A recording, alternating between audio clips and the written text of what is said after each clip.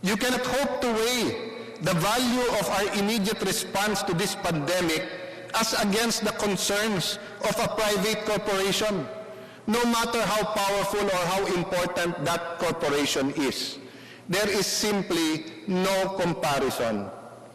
Yet, this is exactly what the NTC has unnecessarily forced us to do by turning back on its commitment given under oath last March 10 that ABS-CBN will be allowed to continue to broadcast. Lilinawin ko po, March 10, malinaw sa atin, opinion ng DOJ na under equity at may sapat na basihan na mag-continue mag-broadcast ang ABS-CBN. Ang Senado po, during that time, nagpahayag din po, at ang NTC mismo nagsabi. At meron din pong legal precedents. Meron na pong nangyaring pinayagan. Sabi nila ngayon, never sila nag-issue ng provisional authority, but never din po sila nag-issue ng cease and desist habang pending pa. Ang punto po, nangako sila sa atin. And we can only act based on the facts given to us. Eh kung nandito po ang DOH at mangangako po sila na tapos na ang pandemic at binago natin ang regulasyon, hindi ba tama na sundin natin po yung scientific evidence? Kung mali, hindi ba dapat sabihan tayo kagad? By the way, ang testimony namin mali o nagbago o may bagong ebidensya na nagpapakitang bago ito. We can agree to disagree on the merits of the legal opinions of the Department of Justice, the Senate, the House of Representatives on one side, and the Solicitor General on the other. But the fact is, if only the NTC had said to us from the outset that they could not give the network a provisional authority or that they would not allow ABS-CBN to broadcast after the expiration of their 25-year franchise, then we would have not relied on their word, and this piece of legislation that we are acting upon now may have been acted upon during that time. Ang Kongreso po, ang 18th Congress po ay solusyon na naghahanap ng problema.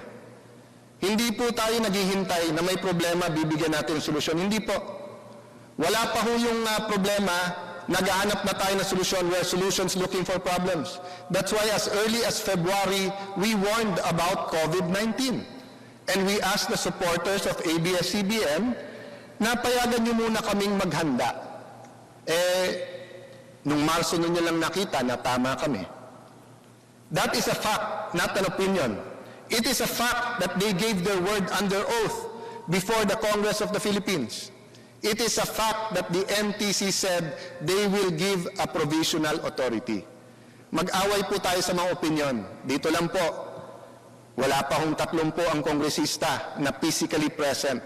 But so far, ang gaganda ng attendance natin through Zoom, teleconferencing, mahigit 200, umabot ng 300. We can all have different opinions, but there cannot be more than one true fact for one specific item, di ba? It's either true or false.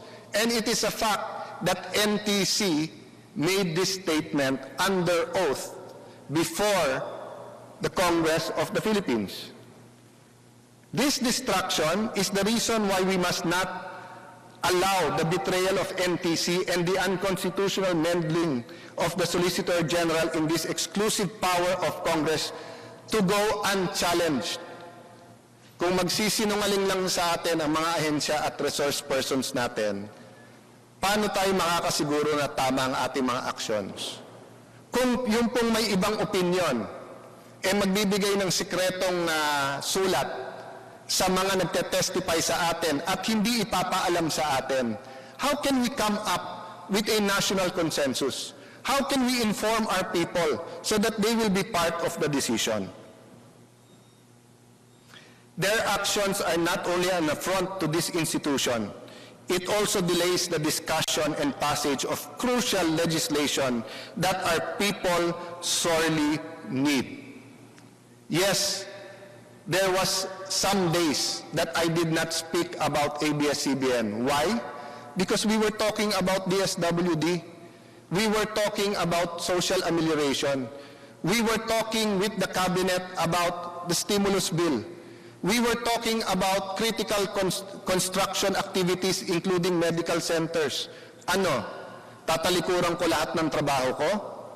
Papatayan ko ng telepono o mag-exit ako sa Zoom para lang i-address lahat ng concerns tungkol sa ABS-CBN?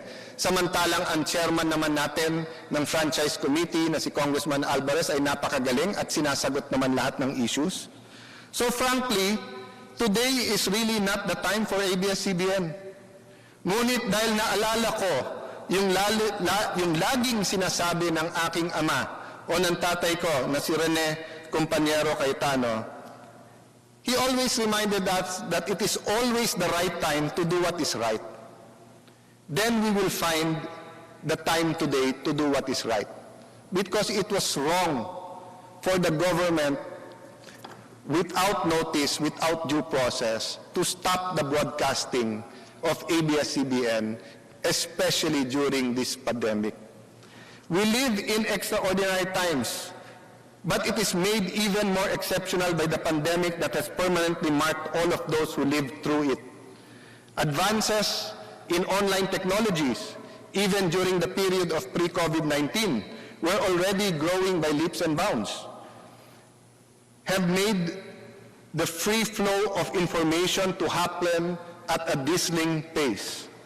Old models of media, many of which we thought were permanent, are now being complemented, sometimes even discarded, in favor of new ideas, new ways of doing things, better, faster, more efficient, more democratic. Mass communication, which has for the most of history been a one-way medium, is seeing the dawn of a new age, where interactivity and interaction with the audience is no longer a novel gimmick. Dati po, kung may TV show, part po ng, hindi bang gimmick, pero part po ng attraction ng palabas na yon. Meron phone-in question, o kaya meron kang phone a friend, o kaya meron pwede mag-comment. Pero ngayon po, hindi na po ito isang gimmick. It is now a permanent part of our communication landscape. The fact that ABS-CBN is still able to broadcast its content even after its franchise had been preemptorily terminated shows that this issue is not, nor has it ever been, about silencing media, nor curtailing the freedom of the press. Just look at the social networking platforms and you will see that those freedoms are alive, well, and undeniably thriving in the Philippines. Wala po tayong binubusal-salan dito. We are simply following the law that every 25 years, you have to present before Congress your case of why we should give you another 25 years. And if some, many, or even one person complains, it is our duty to hear that complaint and then judge later on. In many ways, these changes reminded me of my dad, Senator Rene Compañero Cayetano, and the lessons he taught me in life. My dad was old-fashioned, very strict. He taught us that discipline and hard work are primary virtues. But at the same time, he also saw the value in using technology to reach the people. His pioneering show, Compañera, first on DZMM, then later on ABS-CBN, provided a valuable public service to the Filipinos who may have otherwise not been able to see, let alone afford, a good lawyer. But in all this, one thing was higher above all. He always stood for what is right. Yun po ang spirit na nag-drive sa kanya. Doon sa radyo, na ipaglaban ang batas, na yung tama ay tama at yung mali ay mali. Regardless of how hard the times were, he always pounded into us, just do what is right. Even in my younger days as a politician, when I would give him analysis about politics before making a stand. He would get angry at me and I would say, just tell me what to do. Ikaw naman tatay ko. Sasagutin niya ako, hindi. Elected ka. Hindi ka sa akin sasagot. Sasagot ka sa taong bayan. So sabi ko, ba't ka nagagalit? Sabi niya, nagagalit ako kasi hindi mo iniisip kung ano tama yun ang gagawin mo eh. Iniisip mo kung ano popular eh. Iniisip mo kung ano yung politics. That's where, my mentality of politics